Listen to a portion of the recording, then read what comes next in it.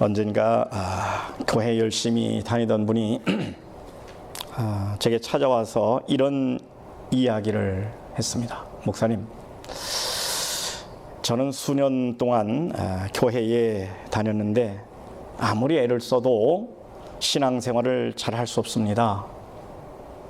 새벽 기도도 열심으로 다녔고 또 휴가 때 기도원에 가서 금식 기도를 하기도 했는데 정말 성경 말씀대로 살게 되지 않더군요.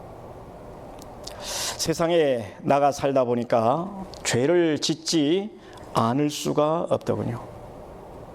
이제 신앙생활을 하는 것을 좀 연기해야 되겠습니다.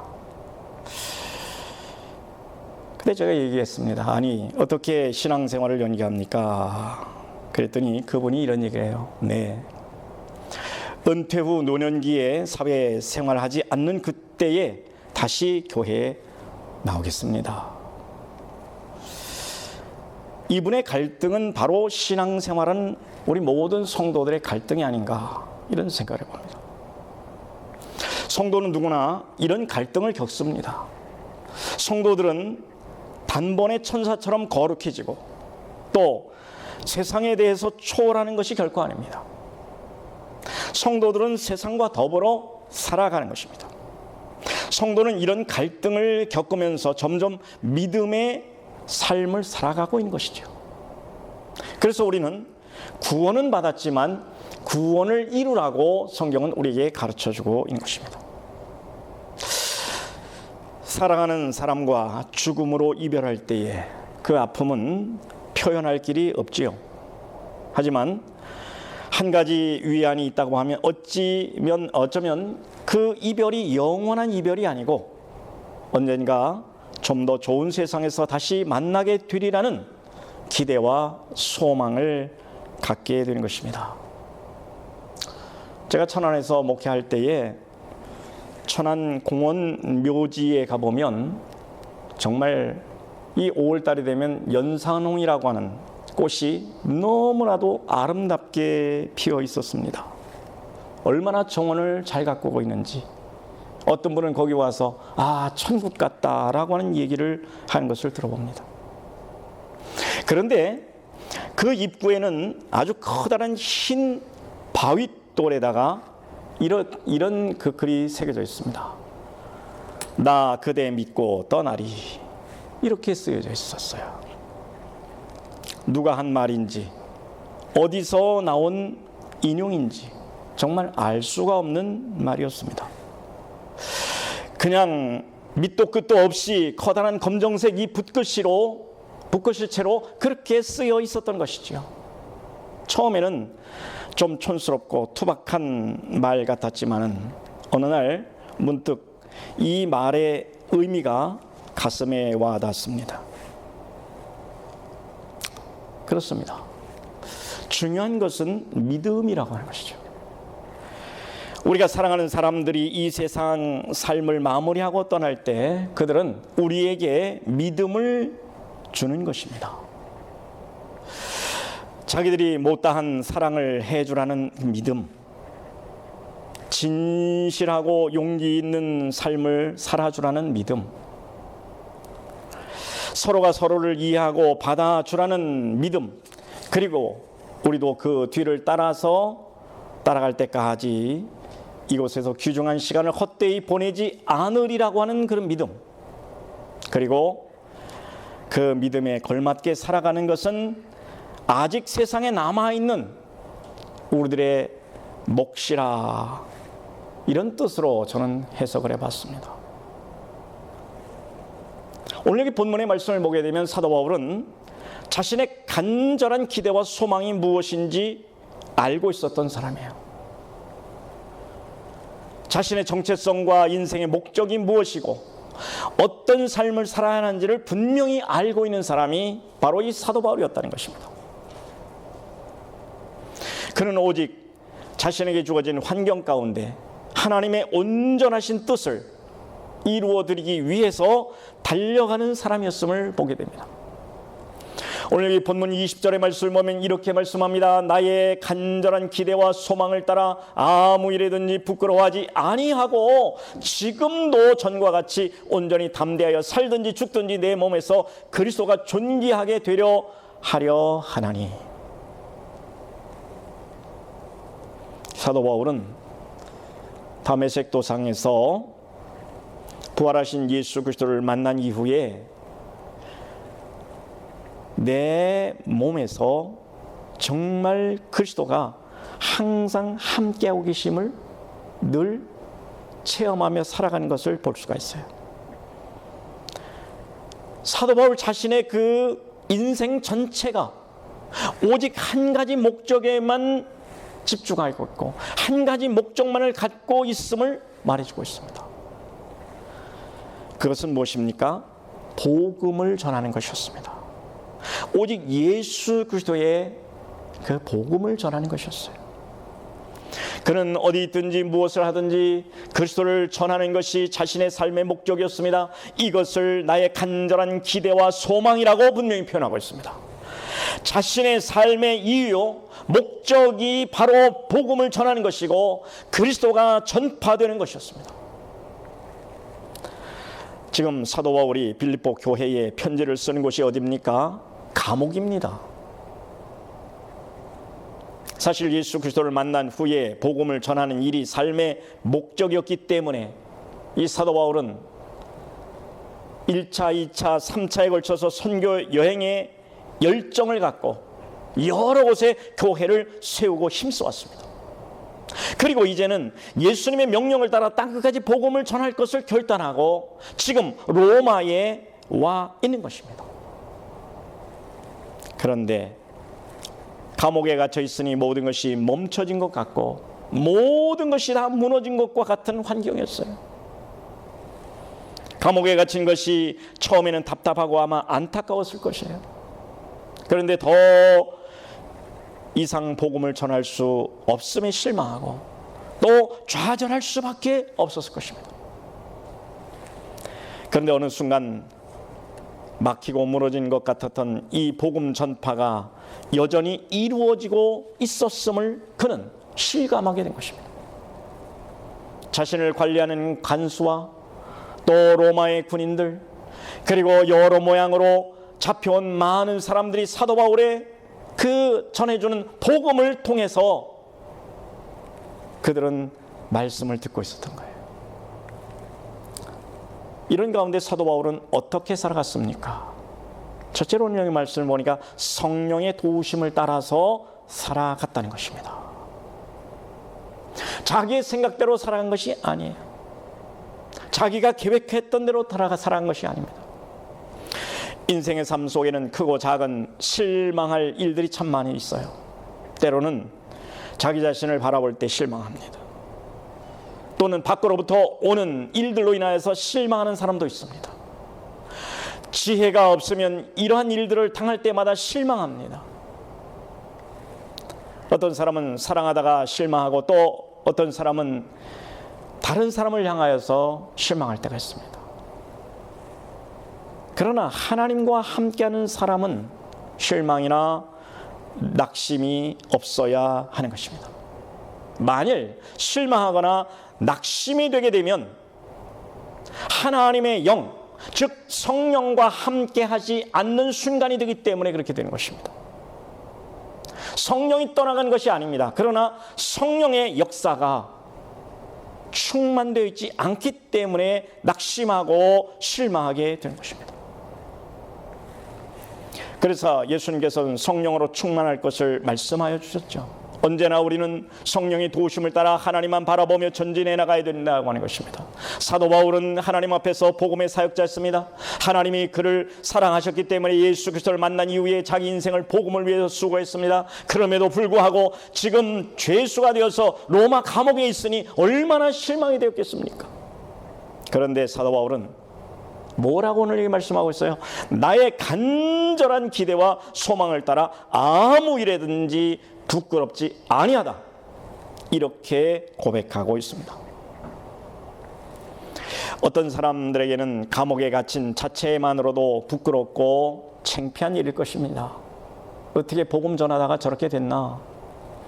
예수에게 미쳐서 이렇게 된 것이 아닌가? 이렇게 놀릴 수도 있습니다. 그리스도의 능력의 사람이, 복음을 전해야 될 사람이 감옥에 갇혀 있다는 자체만으로도 부끄러운 일이지요. 세상 사람들이 볼 땐 그렇습니다. 하나님의 영광이 가려질 것 같은 상황이요, 자신이 당연히 해야 할 일을 하지 못한 부끄러움이 그를 괴롭게 했을 수도 있습니다. 그러나 그 감옥에서 복음이 전해지고 있었다는 것입니다. 하나님의 뜻이 이루어지고 있었던 거예요.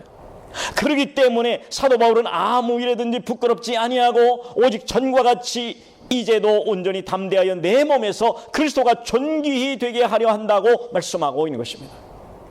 사도 바울은 자기 자신의 간절한 기대와 소망 안에서 이제 더 이상 부끄럽지 않고 오히려 담대하게 될 것이라고 분명히 고백하고 있습니다. 감옥에 갇혀 있든지 혹은 살아 있든지 죽게 되든지 오직 예수 그리스도만이 존귀히 되게 하겠다 결단합니다. 사도 바울은 자신의 인생을 통틀어서 그리스도의 영광을 드러내야 하겠다고 결단하고 있습니다.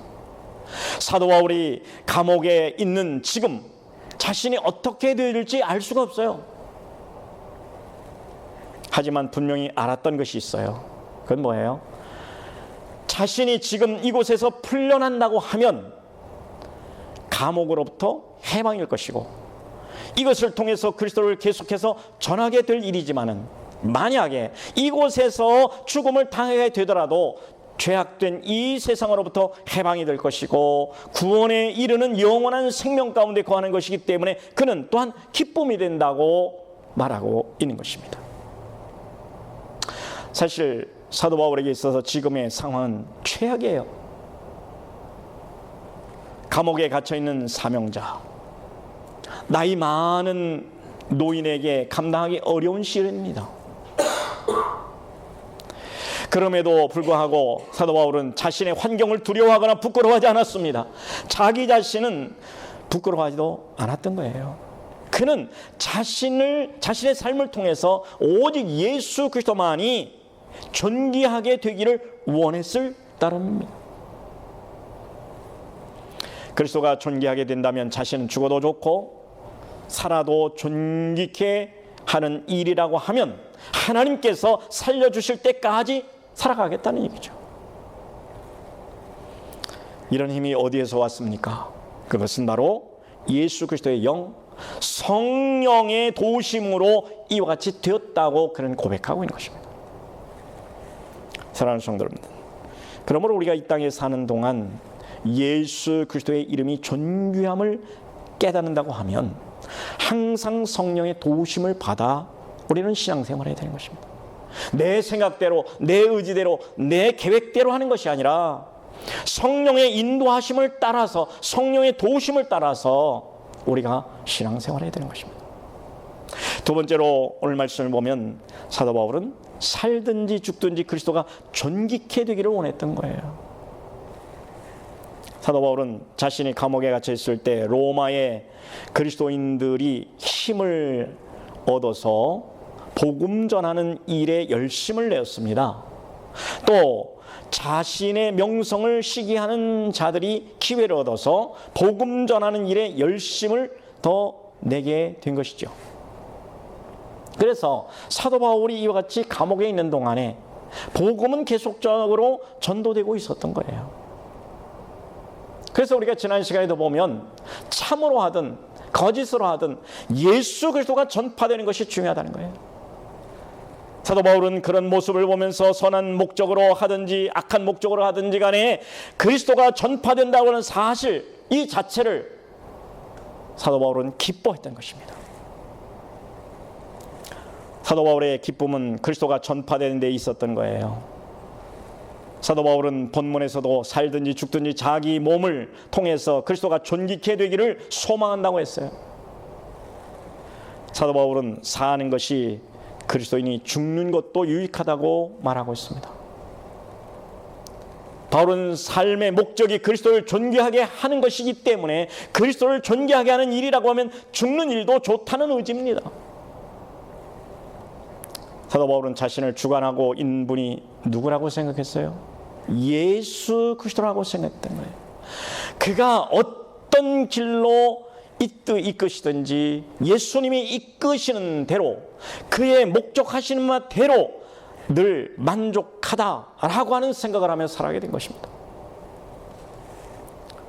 그래서 오늘 우리가 찬양을 한 대로 갈라디아서 2장 20절에 그는 고백했잖아요.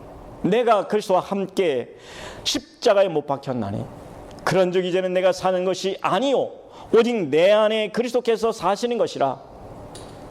이제 내가 육체 가운데 사는 것은 나를 사랑하사 나를 위하여 자기 자신을 버리신 하나님의 아들을 믿는 믿음 안에서 사는 것이라. 그는 고백했습니다.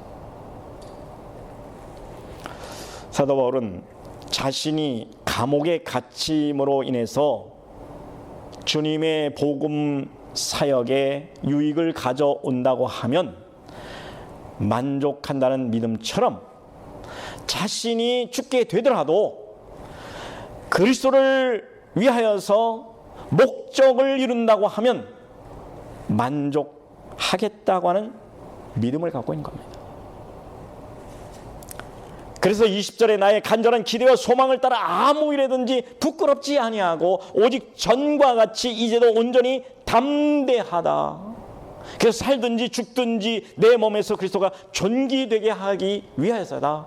이렇게 말하고 있는 것입니다. 여기 간절한 기대라고 하는 어원적 의미를 헬라어로 찾아보니까 이런 뜻이 있더라고요. 앞으로 목을 길게 빼어 멀리서 오는 소식을 조금이라도 빨리 접하려는 모습, 이렇게 해석을 했어요.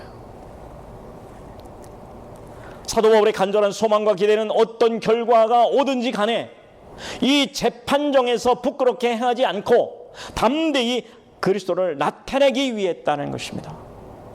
여기 부끄럽지라고 하는 이 말의 의미를 보면 복음에 대해서 부끄럽게 행하지 않겠다고 하는 의미입니다.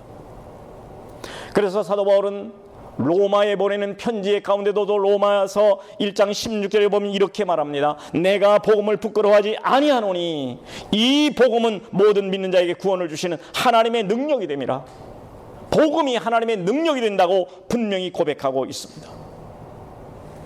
종말적으로 주님을 존귀하게 하기를 부끄러워하면 하나님 앞에 갔을 때 주님도 자신을 부끄러워할 것이라고 생각하고 복음 증거하기를 부끄러워하지 않겠다라고 하는 의지가 여기에 나타나 있는 것입니다.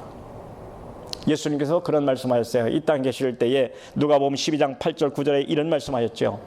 내가 또한 너희에게 말하노니 누구든지 사람 앞에서 나를 시인하면 인자도 하나님의 사자들 앞에서 저를 시인할 것이요 사람 앞에서 나를 부인하는 자는 하나님의 사자들 앞에서 부인함을 받으리라. 사람들 앞에서 예수 그리스도를 부인하면 하나님 앞에 갔을 때도 역시 부인함을 받게 되는 거예요. 오늘 여기 본문 19절에 이렇게 되어 있죠. 이것이 너희 간구와 예수 그리스도의 성령의 도움으로 내 구원에 이르게 할 줄 아는 거로. 사도 바울은 죽음이 올지라도 재판정에서 담대히 그리스도의 복음을 변증함으로 그리스도를 존귀하게 하는 것이 자신이 이루어야 될 구원의 결정임을 알고 있었던 거예요.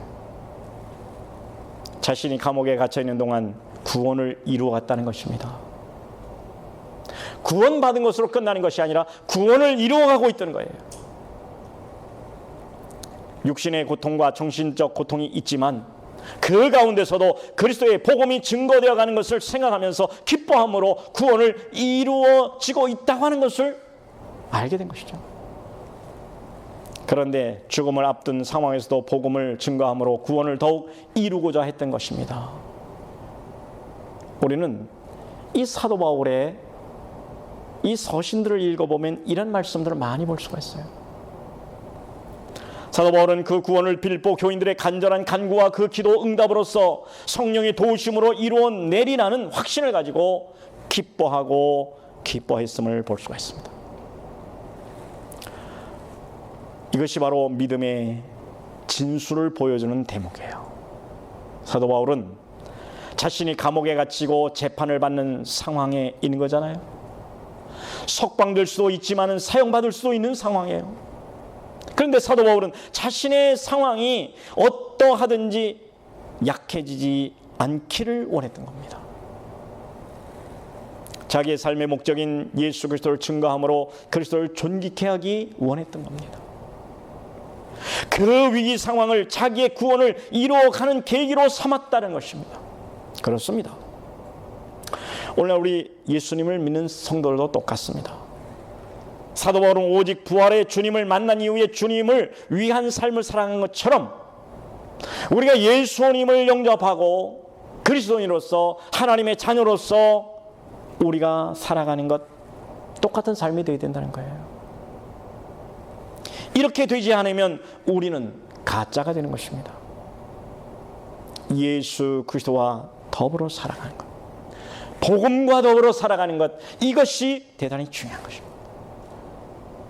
마지막으로 오늘 말씀을 보면 믿음의 진보를 원했습니다. 아무리 가벼운 사람도 죽음 앞에서는 진지해지는 것이 사실이에요. 죽음을 앞두고 하는 사람의 말은 참으로 진지하잖아요. 여러분들 죽어가는 사람들 앞에서 유언을 들어보셨습니까? 대단히 진지하게 이야기합니다. 지금 사도 바울이 죽을지도 모르는 이 판결을 앞두고 진심으로 한 말이 놀랍게도 이 빌립보 교인들에게 유익을 위한 것이었음을 볼 수가 있어요. 사도 바울은 두 길의 사이에 있었던 거예요. 죽을 수도 있고 살 수도 있어요. 그런데 오늘 여기 21절 22절의 말씀을 보면 이는 내게 사는 것이 그리스도니 죽는 것도 유익함이니라. 그러나 만일 육신으로 사는 이것이 내 일의 열매일진데 무엇을 가리는지 나는 알지 못하노라. 이렇게 말합니다. 한편으로서는 죽어서 그리스도와 함께 있고자 하는 욕망도 있고, 또 한편으로는 살아서 내 일의 열매, 곧 복음 전도 사역의 열매를 얻고자 하는 욕망도 있었던 겁니다. 한편으로는 죽는 것이 유익할 것 같았고 한편으로는 사는 것이 유익할 것 같았습니다. 그런데 사도 바울은 두 길 사이에서 갈등하면서 어느 길을 선택해야 될지 몰랐던 거예요. 그런데 사도 바울은 그 갈등에서 결국 자신이 살아서 복음 사역의 열매를 맺는 것이 더 필요하다고 생각하게 된 것입니다. 오늘 여기 본문 23절 24절의 말씀에 나와 있습니다. 우리 23절 24절 다 같이 읽습니다. 시작.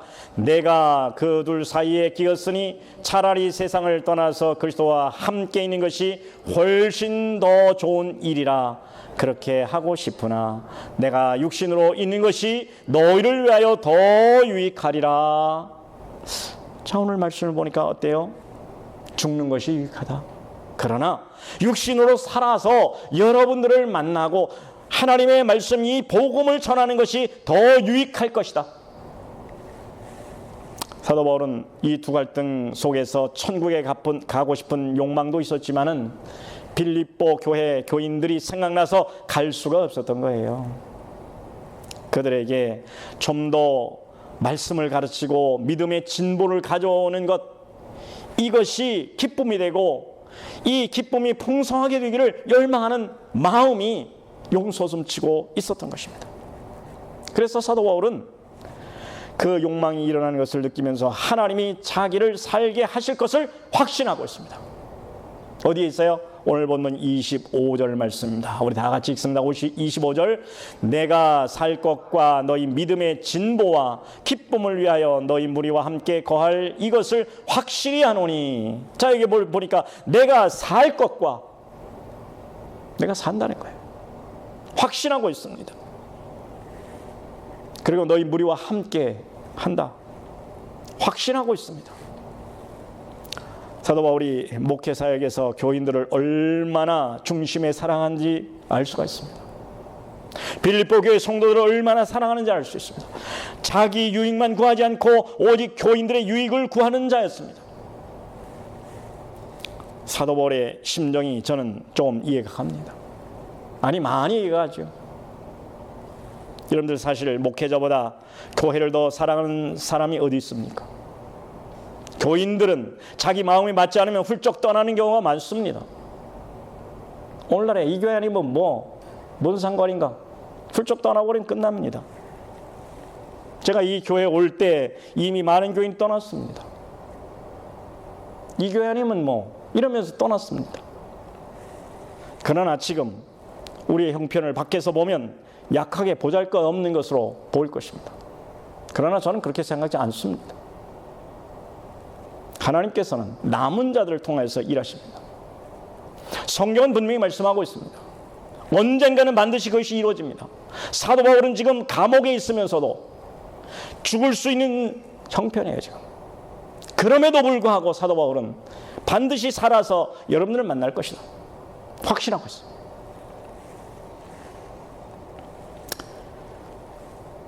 하나님께서는 절대로 그렇게 모든 것들을 행하시고 계시다는 겁니다. 바울 사도가 스스로 말한 것처럼 죽는 것도 주를 위하여 죽고 사는 것도 주를 위하여서 사는 것입니다. 그래서 로마서 14장 8절에 이와 같이 말씀하고 있죠. 우리가 살아도 주를 위하여 살고 죽어도 주를 위하여 죽나니 그러므로 사나 죽으나 우리가 주의 것이로다 말씀하고 있는 거예요. 우리 또한 사도 바울의 신앙을 본받아 어떤 상황에서라도 주를 위하는 정신으로 주님의 교회를 섬기며 살아가야 하는 것입니다.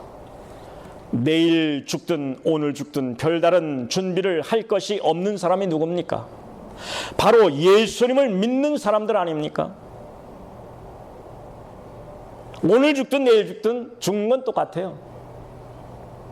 제가 장례식을 이렇게 쭉 해보면 똑같아요.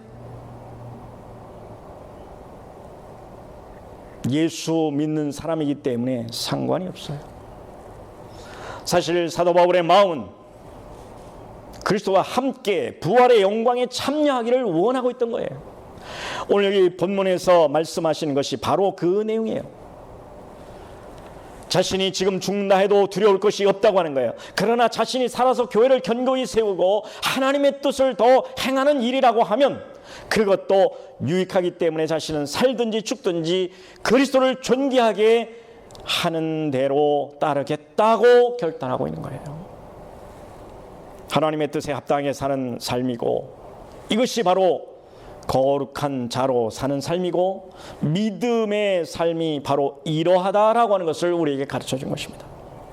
말씀을 마칩니다. 사랑하는 성도 여러분, 지금 내가 있는 바로 이 자리에서 그리스도를 존귀케 하는 중요한 것입니다. 오늘 우리가 간절한 기대와 소망을 어느 곳에 두고 살아가고 있습니까? 우리를 부르신 하나님의 부르심이 어디에 있습니까? 우리는 그 부르심에 합당한 삶을 살아드리고 있는가? 우리의 간절한 기대와 소망은 예수 그리스도 안에서 누리게 될 영원한 생명입니다. 이것을 인하여 부르심을 받았고 이것을 전하는 것이 바로 우리의 사명이지요. 이러한 그리스도인으로서 정체성이 분명할 때에 우리는 결코 부끄러운 인생을 살지 않을 것입니다. 사도 바울이 그와 같이 살아갔기 때문에 앞으로 여러분의 삶도 오직 예수 그리스도께서 존귀하게 되기를 기대하고 소망합니다. 오직 하나님의 온전하시고 기뻐하시는 거룩한 뜻을 이루어드리는 우리 교회 모든 성도들 다 되시기를 주님의 이름으로 축원합니다. 기도드리겠습니다.